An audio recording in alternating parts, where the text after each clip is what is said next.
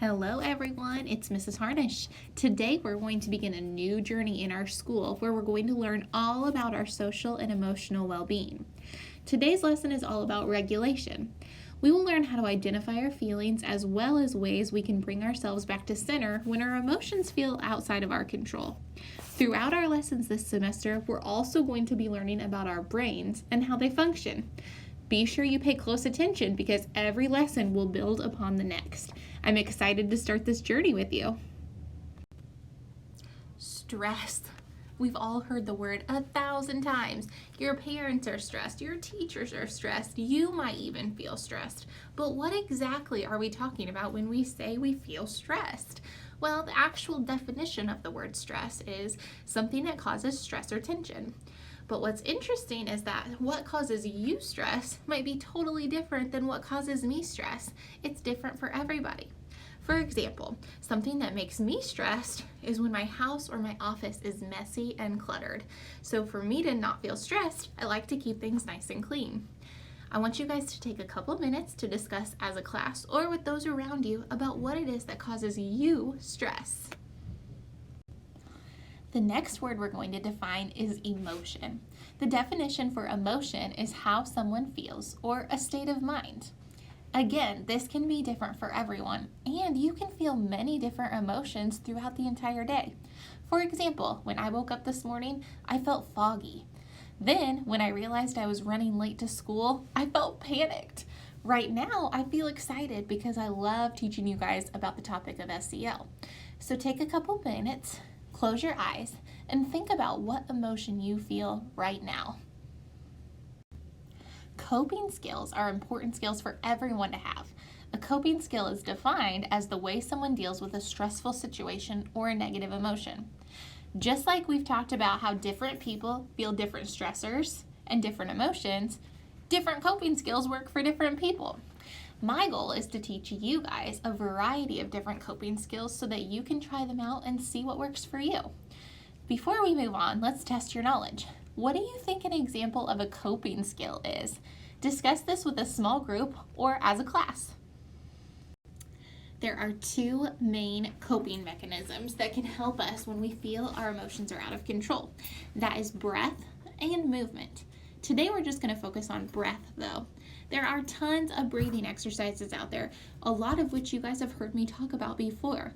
There's box breathing, star breathing, 5-finger breathing, lots of different exercises that we worked on. But we're going to rewind a little bit because before you guys can learn how to use those to effectively help you calm down, you have to learn how to breathe.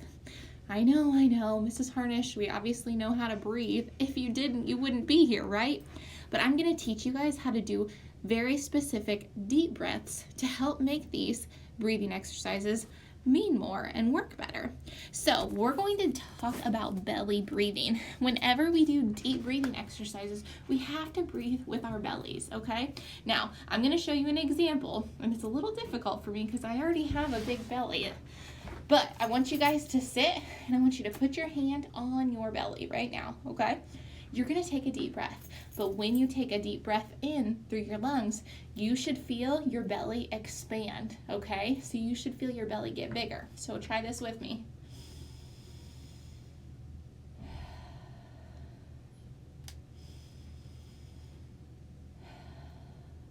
You guys are using something called your diaphragm to help you learn how to deep breathe. Anytime we talk about a breathing exercise, you should be using belly breathing. That's on the 5-finger breathing, the box breathing, the star breathing, any sort of deep breathing exercise. So now that you know how to effectively breathe, this is a great coping skill. Try it out next time you feel that your emotions are out of control and see if it works for you. Now is the opportunity we're going to learn how to put it all together. How do we deal with stress? Well, the first step in dealing with stress is to identify what's causing you stress. The second step is to identify the emotion. What is that stressor making me feel? And the third stress is to use a coping skill. So let's walk through the examples I've given you today. I walk home from school and my house is a disaster. There's toys everywhere, the laundry needs folded. It's crazy. So right there I've identified my stressor is that my house is messy. 2, what do I feel like when I walk in the door and see that mess? I'm feeling overwhelmed. I don't know where to start. I'm feeling frustrated that my kids don't clean up after themselves. So that's step 1 and 2. I've identified the stressor.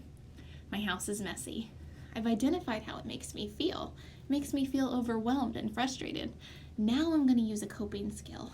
I'm going to do 5-finger breathing using my belly breathing. So I'm going to put my hand out and I'm going to do 5 deep breaths as I trace my hand. And that's the coping skill. The idea is that after I'm done, I've calmed down enough, and now I can take action. I can work on cleaning my house. I can get my kids to help me, but I've calmed down enough to be able to make those choices. That's how we work through stress.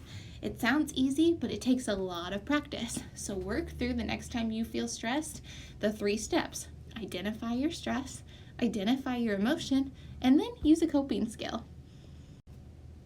At the end of each of our SEL lessons, we're going to have a portion called Brainiacs 101. This is the part of the lesson where we're going to learn about a different part of the brain and how it functions. So today, we're going to learn about the most basic part of the brain, the cerebrum. This is the largest part of the brain. So when you guys are thinking about the cerebrum, this is the part of the brain that controls thinking and voluntary movements. So if you want to do a little dance or kick a soccer ball, the cerebrum is the part of the brain that you guys are using. The cerebrum can be broken up into 2 main hemispheres, the right hemisphere and the left hemisphere. Scientists think that the right hemisphere is the abstract thinking, your music and your colors and your shapes. The left hemisphere is more of your logic and your reasoning and your math problems and things like that.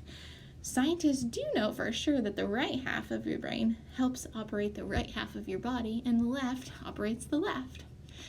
Next time, we're going to be learning about the cerebellum, but I hope you guys learned a little bit of something today about the human brain.